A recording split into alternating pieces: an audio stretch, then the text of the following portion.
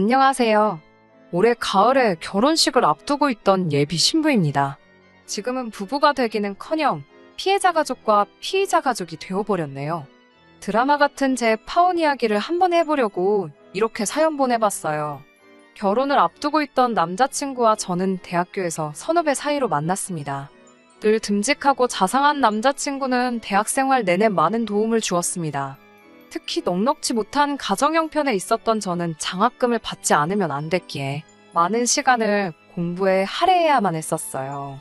그런 이유로 다른 연인들처럼 분위기 좋은 곳에 가거나 어디 맛있는 걸 먹으러 다닌다거나 하는 일반적인 연애를 할 수 있는 상황이 아니었어요. 그래서 처음에 남자친구가 제게 사귀자고 데이트 신청을 했을 때도 2번이나 안 된다고 밀어냈었고요. 하지만 남자친구는 한결같이 저를 사랑한다 말했고 끝내 제 마음을 돌리게 되었습니다. 오랜 시간 동안 저를 기다려준 남자친구가 저에게 결혼하자고 했을 때 저는 이 사람을 놓치면 안 되겠다 싶은 마음에 기쁜 마음으로 그 청혼을 받아들였네요. 저희 집이 처음부터 형편이 어려웠던 것은 아닙니다. 어린 나이에 어린 형제들의 학비를 벌겠다고 서울에 올라오신 아버지는 서울에서 할 수 있는 일이란 일은 하나도 빠짐없이 다 해봤다고 표현하실 만큼 고되고 억세게 살아오신 분이에요. 그 시대로 치면 늦은 나이인 나이 30에 비로소 저희 어머니를 만나서 결혼을 하셨고요. 아버지는 친구분과 작은 사업을 시작하셨고 큰 돈을 버셨다고 하셨습니다. 제 어린 시절 기억을 되짚어보거나 그 무렵 찍었던 사진들을 보신다면 어쩌다 이렇게 되었냐는 소리를 절로 하실 거예요. 아무튼 그러다 제가 고등학교에 들어갈 무렵 생각지도 못했던 일이 터졌습니다. 아버지와 같이 사업을 하시던 분이 회사 자금을 들고 잠적을 했다고 하네요. 사회생활을 시작하고 얼마 지나지 않아 알게 된 분이었는데 고향도 같고 이야기를 나눌수록 형제처럼 친근한 마음이 생겨 간이며 쓸개며 빼주신 게 화근이었습니다. 언젠가부터 무슨 일을 하고 먹고 살아야 할지 모르겠다고 하소연을 하여 사업에 껴준 건데 그렇게 뒤통수를 칠 줄은 몰랐다고 하셨습니다. 작정하고 야반도주 한 사람을 찾을 방법이 없었고 결국 저희 집이 쫄딱 망하게 되었지요. 그 이후로 한동안 힘든 시간을 보냈습니다. 어머니는 낮에는 남의 집에 가서 도우미를 하시고 밤에는 식당에서 설거지와 주방일을 하셨습니다. 그렇다 보니 손에 물이 마를 틈이 없었습니다. 아버지 역시 친구분 이삿짐 센터 일을 돕거나 공사판에서 벽돌을 나르시며 죽기 살기로 일을 하셨어요. 그렇다 보니 학교를 마치고 집에 돌아오면 아무도 맞이해주는 사람이 없었네요. 학원이라도 갈 수 있었다면 덜 외로웠겠지만 동네에 있는 보습학원도 다닐 여유가 되지 못했기 때문에 어머니든 아버지든 한 분이 집에 오실 때까지 햇빛도 잘 들지 않는 반지 앞 방에서 혼자 있기 일쑤였고요. 그러다가 문득 공부를 해야겠다는 생각이 들었습니다. 열심히 공부해서 꼭 성공해서 2분을 편하게 모셔야겠다 마음을 먹게 되었지요. 손에 물집이 잡혀서 연필을 잡을 수 없을 만큼 죽어라 공부를 하니까 당시 반에서 중간 정도이던 제 성적은 조금씩 올라가기 시작하더군요. 그러다 대입이 가까워졌을 무렵에는 학교에서 전교 1등 자리도 하게 되었습니다. 부모님 2분 다 해준 것도 없는데 대단하고 기특하다며 얼마나 기뻐하시던지요. 그 이후에는 한국에서 5손가락 안에 꼽히는 대학의 경영학과에 입학했고요. 사연 많은 저와는 달리 남자친구는 한눈에 봐도 곱게 자란 사람처럼 보였습니다. 부자들이 많기로 이름난 동네에서 고등학교를 나왔다는 남자친구는 대학교도 저에 비하면 비교적 수월하게 들어온 편이었습니다. 언행이나 행동에서 여유가 묻어나오는 남자친구는 그 여유만큼 씀씀이도 큰 편이었어요. 이런 남자가 날 왜 좋아하는 걸까 싶어 물어본 적도 있는데 저의 야무지고 똑부러지는 성격이 좋다고 하더군요. 무엇보다 제가 입버릇처럼 괜찮다고 마음을 편히 가지라고 하는 그 말이 듣기가 좋다고 하면서요. 아무튼 결혼 이야기가 나오고 나서 남자친구 집에 인사를 가게 되었습니다. 남자친구 어머니는 여자친구를 집에 데려온 적이 없어서 연애도 안 하나 걱정을 하셨다며 저를 반갑게 맞아주셨습니다.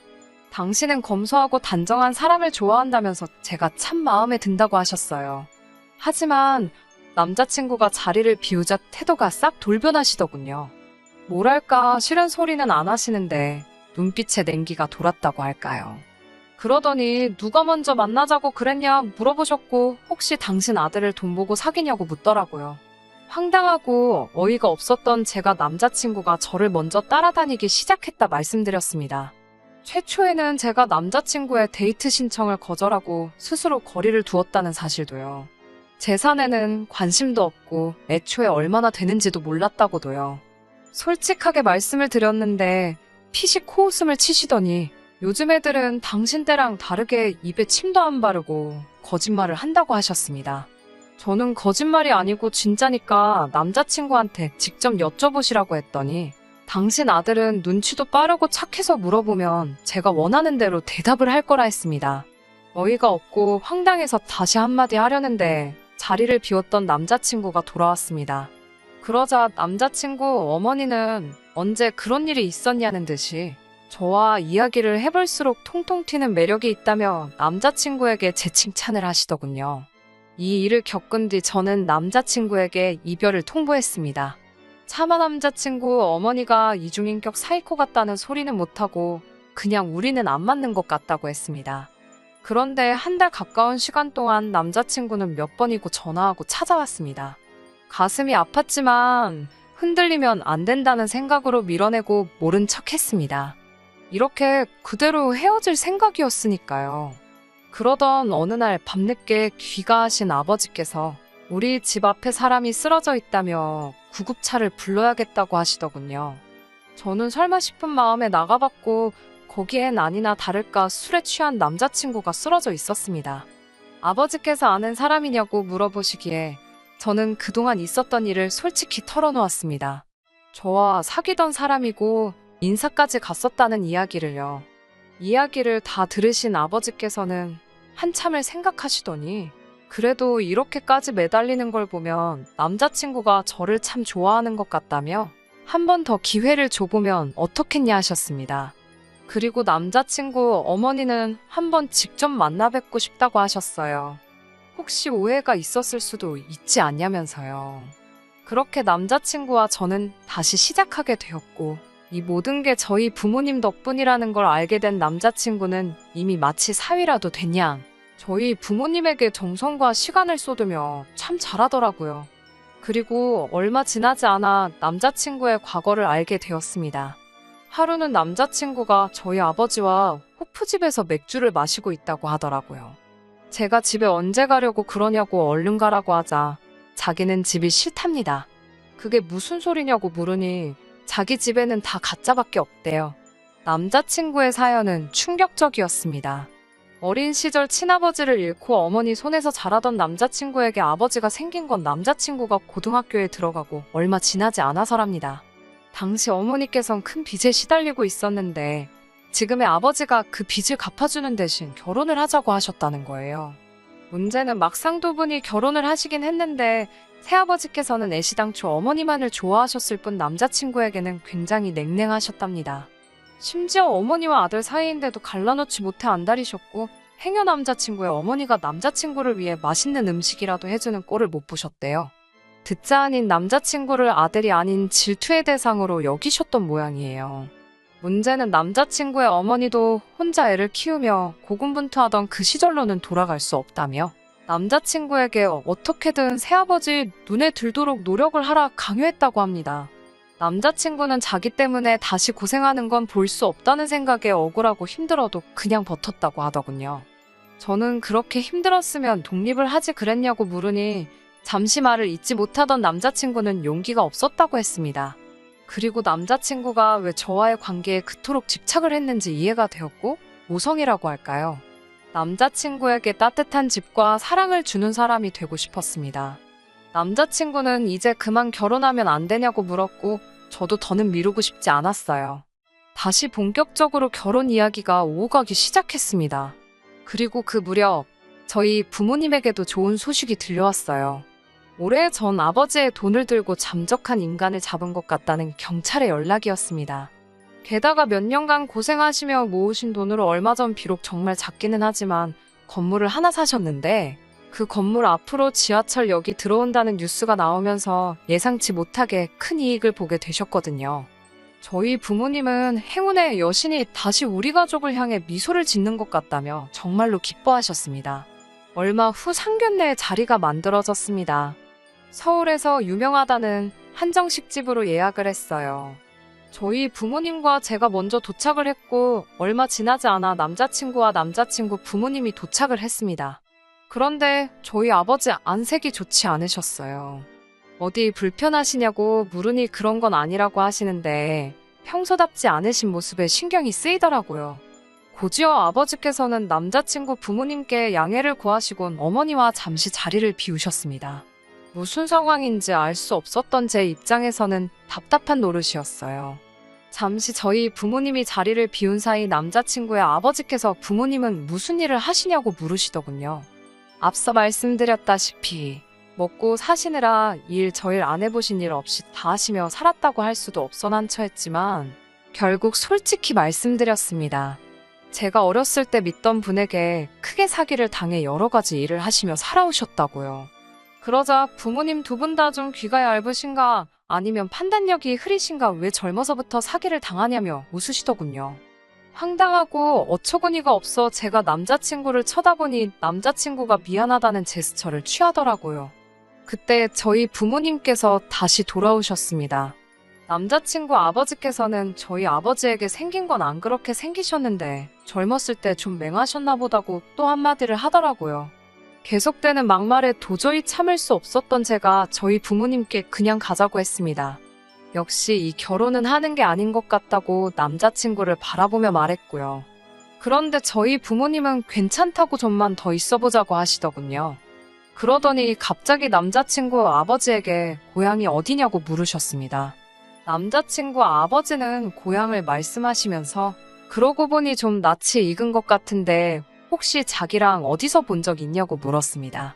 그러자 남자친구의 어머니께서는 살아온 인생이 다른데 어디서 마주쳤겠냐며 무슨 재미난 농담이라도 한듯 깔깔 웃더니 혹시 우리 이사할 때 이삿짐이라도 날라준 거 아니냐고 묻더군요.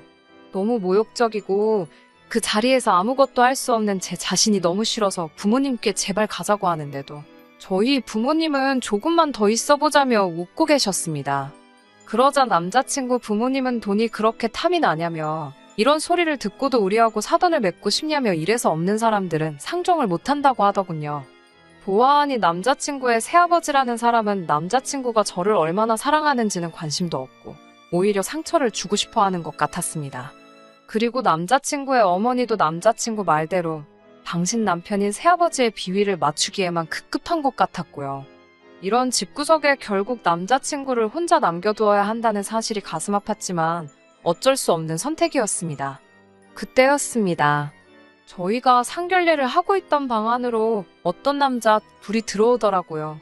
그리고는 난데없이 남자친구의 아버지가 체포를 당했습니다. 사기 어쩌고 하는 것 같았는데 정신이 하나도 없더라고요.